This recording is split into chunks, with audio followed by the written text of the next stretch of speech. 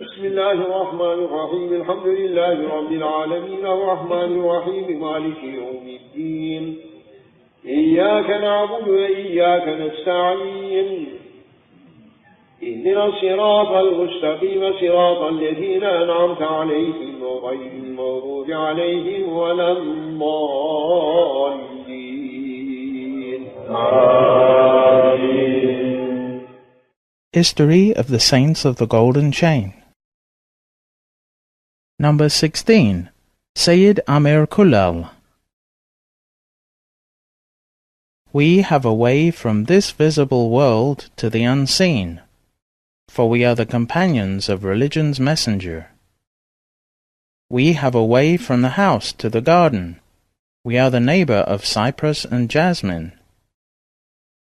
Every day we come to the garden and see 100 blossoms. In order to scatter them among the lovers, we fill our robes to overflowing. Behold our words. They are the fragrance of those roses. We are the rosebush of certainty's rose garden. Rumi, Diwan.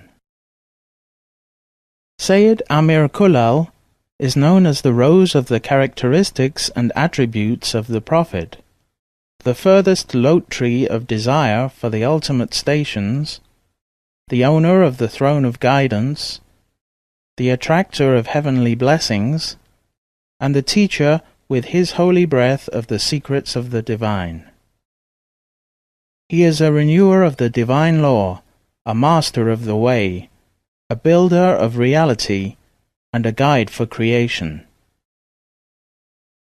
He was distinguished for mastery among the saints of his time, who applied the following saying to him: "The saints of mastery are the masters of all saints."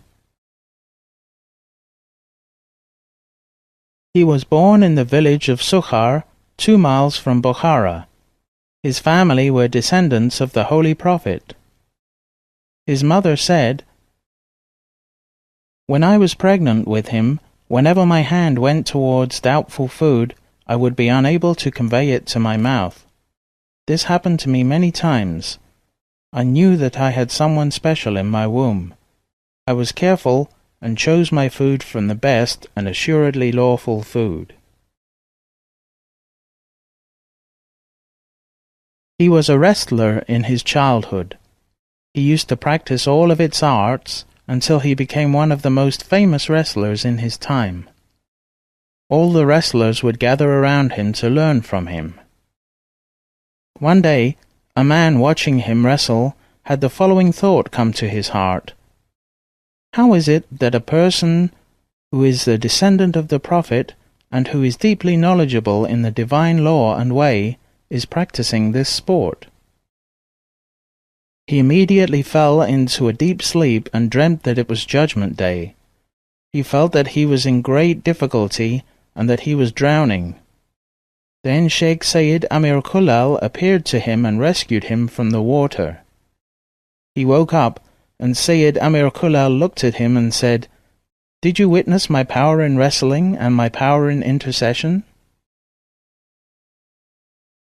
One time, his sheikh-to-be, Muhammad Baba as-Samasi, was passing by his wrestling arena accompanied by his followers. He stopped and stood there. An evil whisper came to the heart of one of his followers, saying, "How is it that the sheikh is standing here in this wrestling arena?" The sheikh looked at his follower immediately and said, "I am standing here for the sake of one person. He is going to be a great knower. Everyone will come to him for guidance, and through him people will reach the highest states of divine love and the divine presence. My intention is to bring this person under my wing." At that moment, Aamir Kulal gazed at him, was attracted, and abandoned the sport of wrestling. He followed Sheikh Muhammad Baba as-Samasi to his house. Sheikh Baba as-Samasi taught him the dhikr and the principles of this most distinguished way. He told him, "You are now my son." Sheikh Aamir Kulal followed Sheikh Baba as-Samasi for 20 years, spending all his time in dhikr, seclusion, worship and self-denial.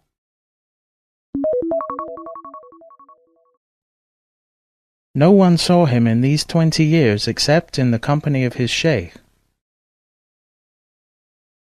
He would come to see his sheikh in Samas every Monday and Thursday, although the distance was 5 miles and the journey difficult, until he reached the state of unveiling. At that time his fame began to spread everywhere until he left this world.